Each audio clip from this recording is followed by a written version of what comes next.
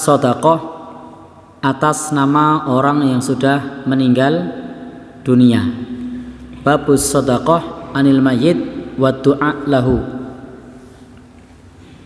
Allah Subhanahu wa taala di dalam Al-Qur'an menjelaskan kepada kita bahwa kita bisa berdoa dan memohonkan ampun orang yang sudah meninggal dunia.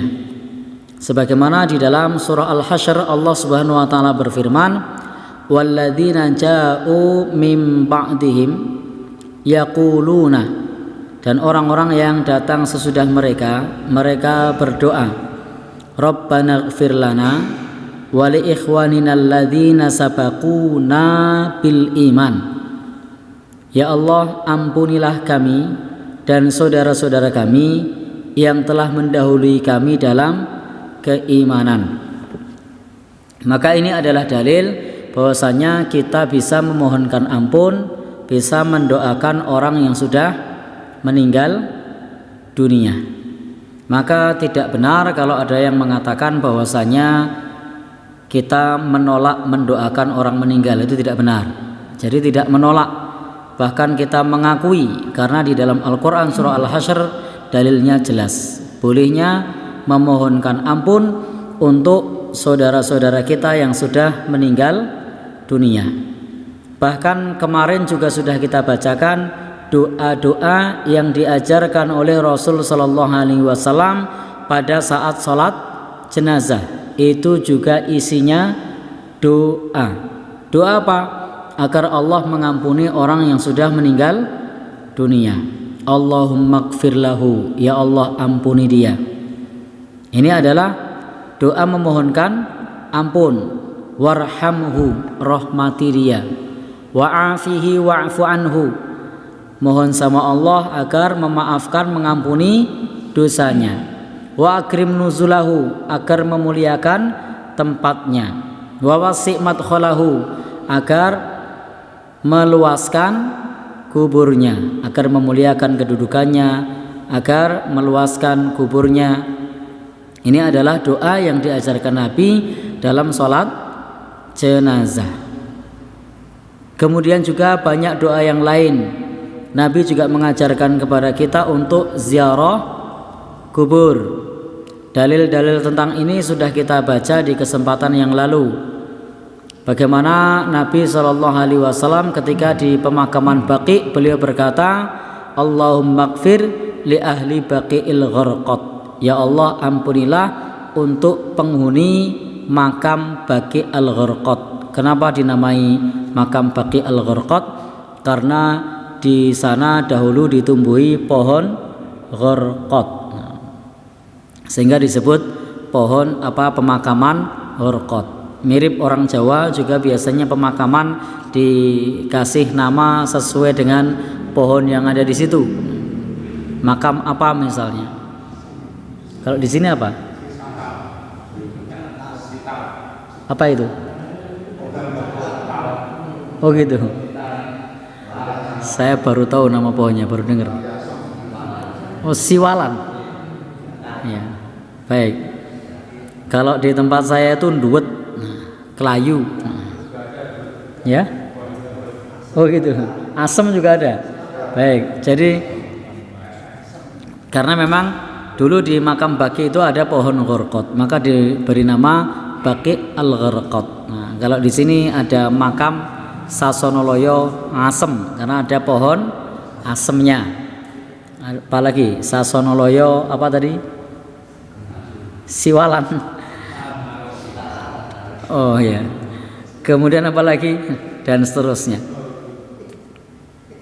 Baik, bisa jadi nenek moyang kita dulu sudah mempelajari Islam sehingga meniru Rasulullah Sallallahu Alaihi Wasallam dalam menamai pemakaman dengan pohon yang ada di situ. Atau memang kemiripan karakter orang-orang kita juga bisa. Wallahu alam, saya tidak tahu itu asal muasalahnya bagaimana. Baik, tetapi pada intinya di sini Rasul Sallallahu Alaihi Wasallam berdoa, Allahumma ighfir li ahli Baqi'il Gharqad. Ya Allah, ampunilah untuk penghuni kubur Al-Gharqad. Kemudian yang lainnya apa? Ketika sholat Jumat, Nah, pada saat sholat Jumat itu khatib memohonkan ampun kepada seluruh kaum muslimin.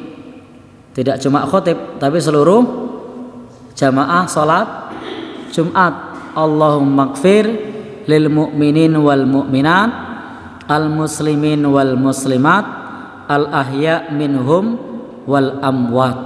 Ya Allah, ampunilah orang yang beriman, laki-laki maupun perempuan, muslim laki-laki maupun perempuan, yang masih hidup maupun yang sudah meninggal dunia. Jadi tidak benar kalau kemudian ada yang mengatakan bahwasanya kita anti mendoakan orang yang meninggal, karena dalam sholat jenazah itu juga doa, bahkan pada saat ziarah kubur juga doa, termasuk selepas dimakamkan juga doa. Ketika ziarah kubur, bahkan yang didoakan bukan cuma yang dituju, tetapi seluruh penghuni kubur yang muslim. Assalamualaikum ya ahlal kubur, keselamatan bagi kalian wahai penghuni kubur. Lalu kemudian didoakan, yaghfirullahu lana walakum, semoga Allah mengampuni kami dan mengampuni kalian. Kemudian disebutkan, antum salafuna wa nahnu bil athar, kalian mendahului kami dan kami akan menyusul. Ini adalah doa-doa yang jelas diajarkan oleh Rasulullah sallallahu alaihi wasallam. Kemudian ayat yang tadi kita baca di sini disebutkan bahwasanya orang-orang yang beriman berdoa, ampunilah kami dan saudara-saudara kami yang telah mendahului kami dalam keimanan. Baik, Bapak dan Saudara, di sini adalah